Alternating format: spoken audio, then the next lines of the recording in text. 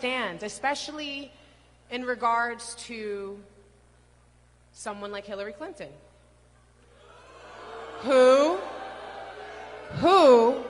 I have said before and I stand by, is not a leader, she is a follower.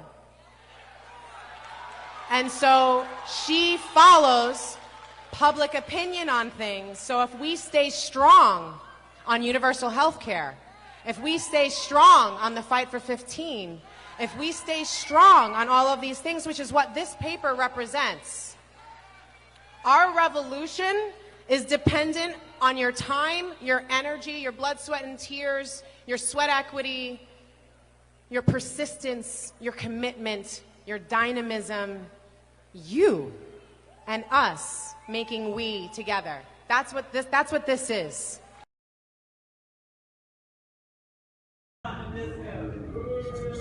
Exactly. And I was there in Local 300 across from the plant. Essentially a rally and a press event. The president of the local said to me, I worked here 47 years. It's hard to imagine. 47 years. I met my wife here. She just retired. We're the lucky ones. What about the young ones who work here? When do we stop this? And so people talk about, including our president, NAFTA, CAFTA, Korea, Colombia, Panama, and now TPP.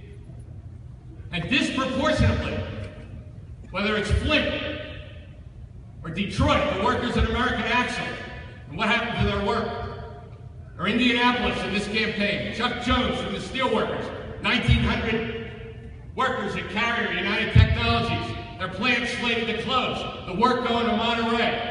They're black and white in that case together, fighting that.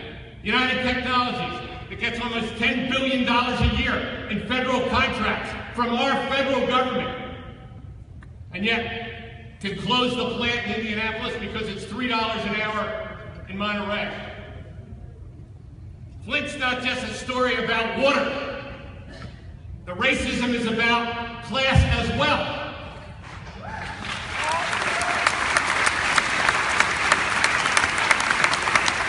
It's about what happened to thousands of jobs there.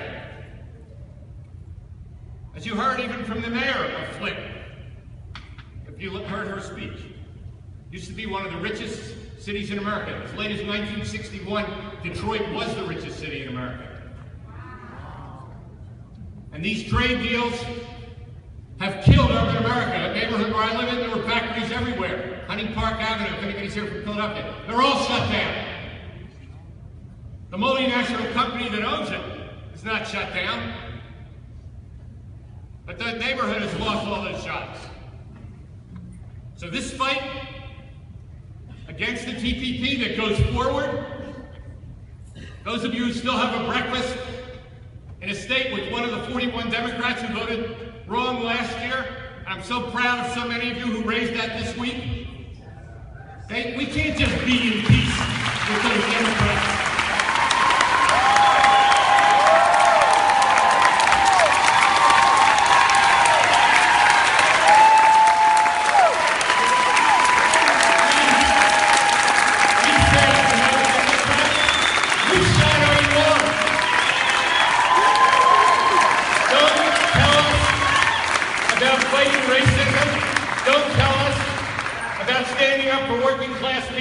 And then turn around and vote for the TPP when this president doesn't take the lead on.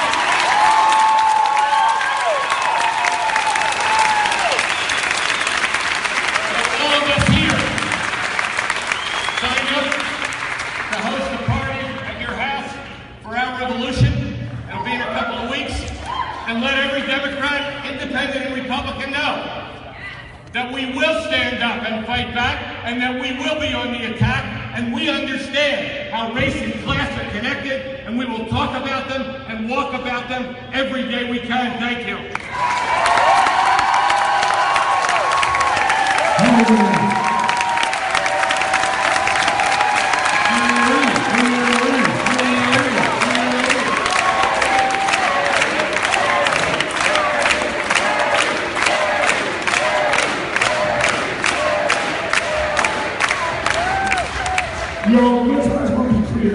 when I was stepping down from the NAACP in 2013, Larry Cohen came to me and said, I'm stepping down from CWA. I'm going to volunteer with Bernie until he's president. I need you to come right now.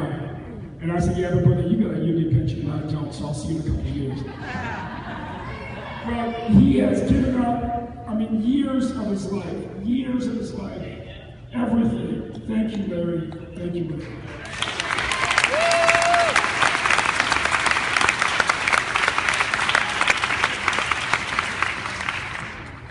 In our country, there have, over the centuries, been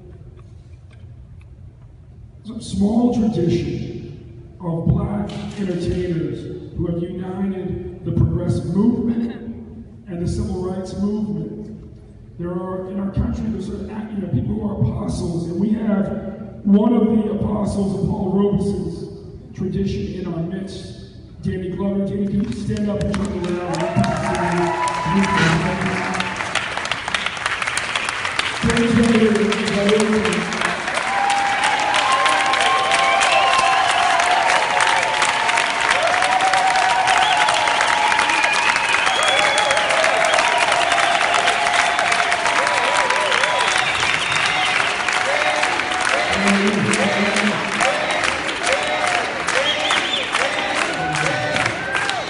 Yes, Danny, I know that Paul Robeson's having a trip to put on you, but you know it's also true. For the first time ever, the Democratic Party, which, for honest, is the political party that gave us mention, has a platform to end the death penalty. Danny's been fighting that fight for a long time.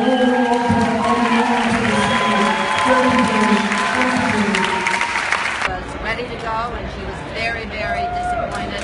She actually got to the convention and was told right then and there by Bernie that she wasn't due to go on. So we just want to say that this has not gone by lightly, that we're upset as she was, and because we feel that she had the right to talk about it. And she's supposed to be coming. She's got a gig right now. She's supposed to be coming. I don't know if she'll make it, since it's like the Lord of the Rings trying to get to the mountain over here.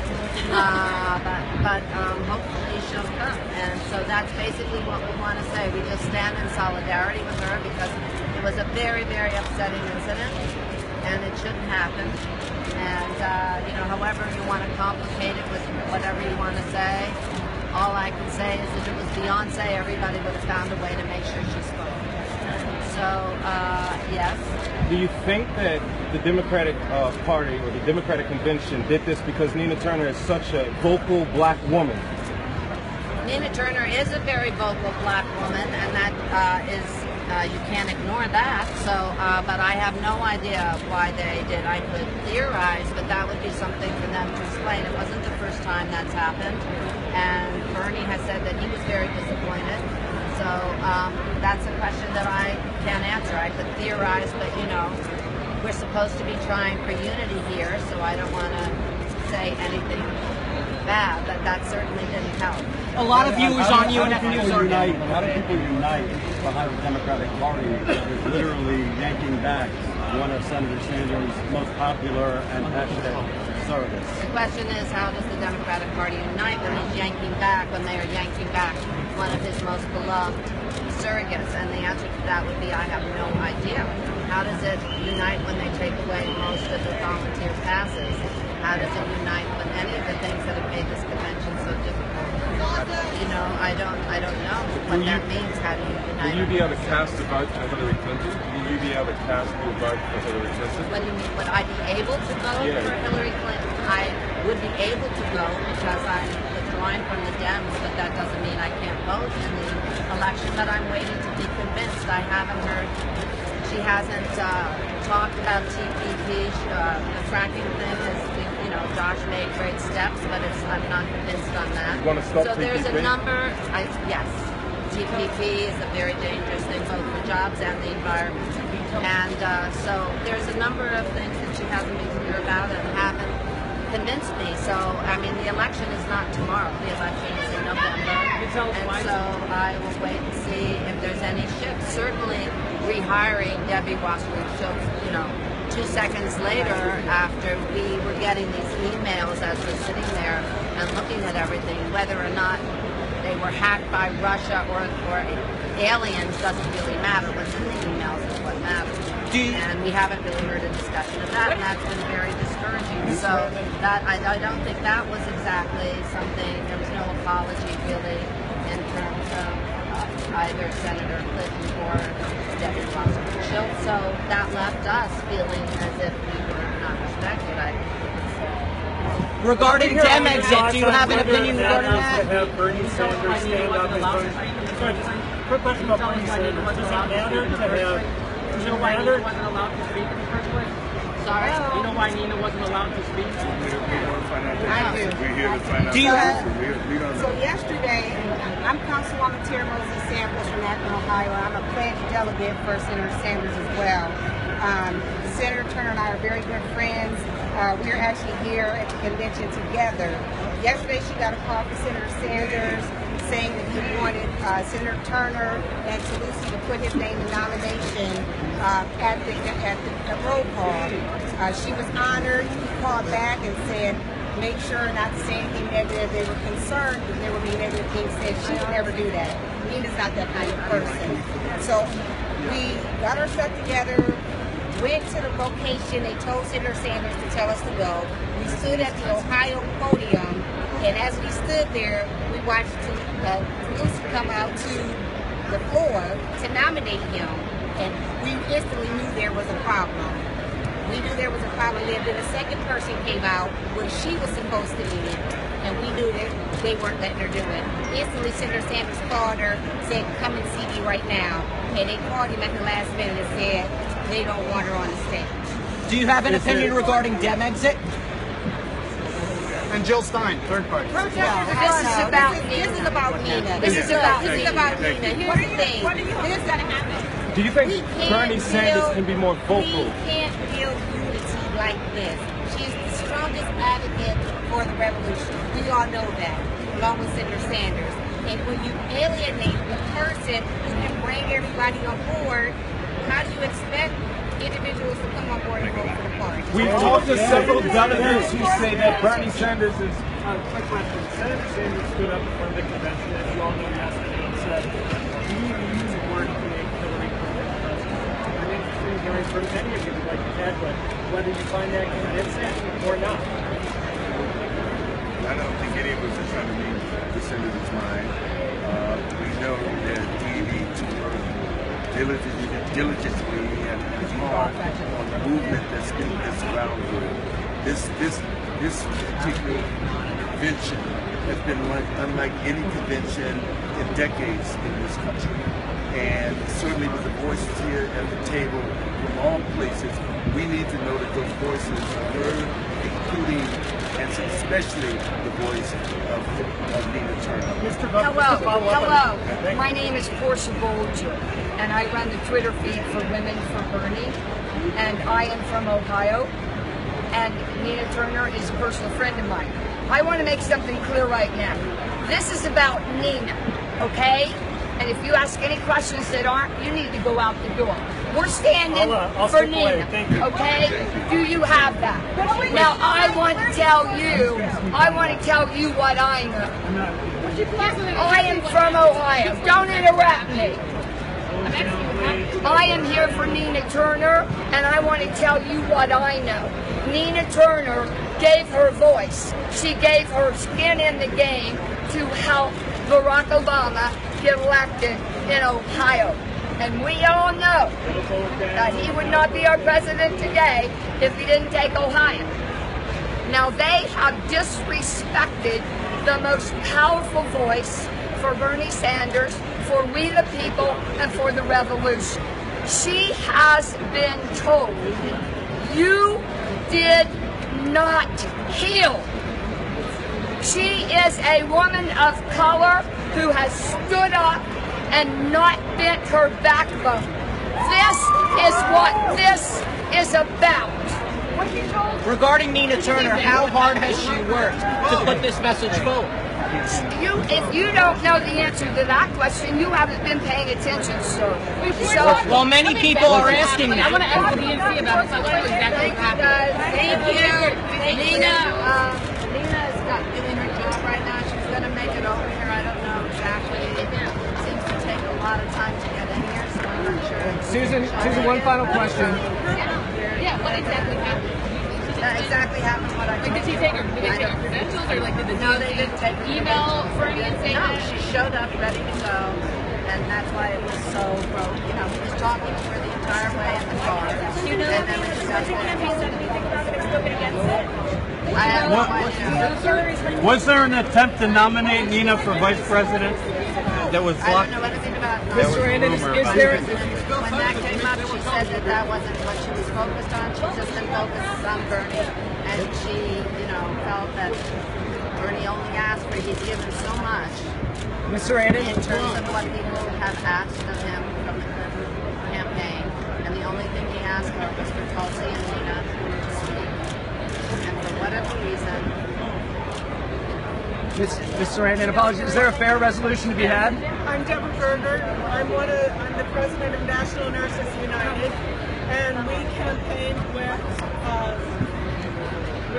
the Bernie Sanders campaign across this country with nurses and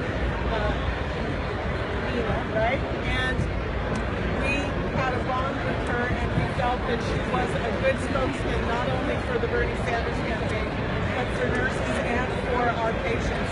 And it is a travesty that she was not able to be up there to represent us because the nurses felt that she was part of their group.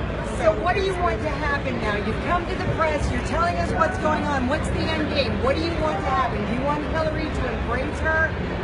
Are we going to start a third? We would actually like to make sure that the Bernie Sanders supporters are respected and aren't retaliated against for their support of their candidate. Have you reached out to her? Have you reached out to Clinton? I think that since she has done the injury. And so right now we're waiting for a press conference to begin where Susan Sarandon, Danny Glover, Shailene Woodley, and others who are Bernie Sanders supporters are going to address an issue with Ohio State Senator Nina Turner, who was a Bernie Sanders delegate and surrogate and supporter, and there were some rumors last night that she was ejected from the DNC, had her credentials revoked, although no one has been able to confirm that quite yet. And so all we know is that a press conference was called and that, of course, these high-profile speakers are here going to be speaking on Nina Turner's behalf. Maybe she herself will.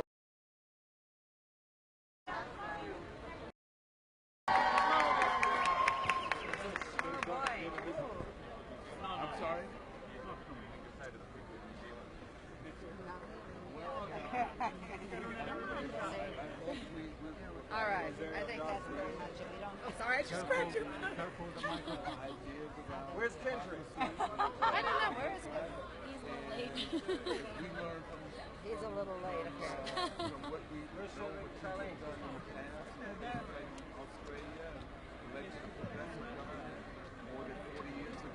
All right, I guess we can start. Shailene. He's late. Good, how are you? Thanks for being here.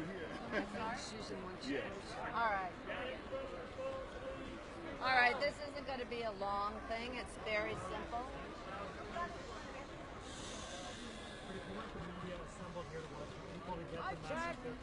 All right. Nina Turner, as you know, former senator, is a beloved and respected surrogate for Bernie Sanders. Charismatic, has worked so hard all this time. And it was Bernie's wish that she speak on Monday and also on Tuesday to introduce his nomination. This did not happen. I can't go any louder than that. Don't you have a mic? Sorry. So we're here to say that this is upsetting to us. It seems as if there have been a lot of difficulties in executing the will of Bernie Sanders' peoples and surrogates. And this was just the topping for the whole thing, because she was ready to go and she was very, very disappointed.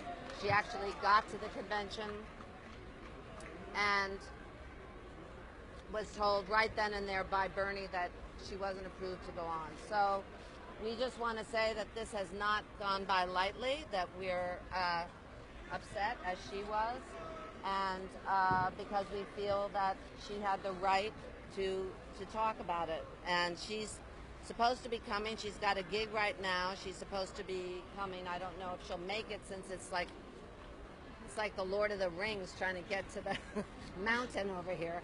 But hopefully she'll come. And so that's basically what we want to say. We just stand in solidarity with her, because it was a very, very upsetting incident, and it shouldn't happen.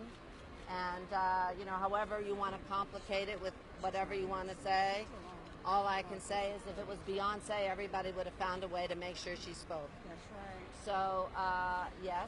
Do you think that the Democratic Party or the Democratic Convention did this because Nina Turner is such a vocal black woman? Nina Turner is a very vocal black woman, and that is, you can't ignore that. So On Tuesday, he had wanted her. She came to speak. Then she saw her slot being filled from Ohio, and Senator Bernie Sanders then had told her and broke the news to her, because no one told her, that she wasn't going to be speaking.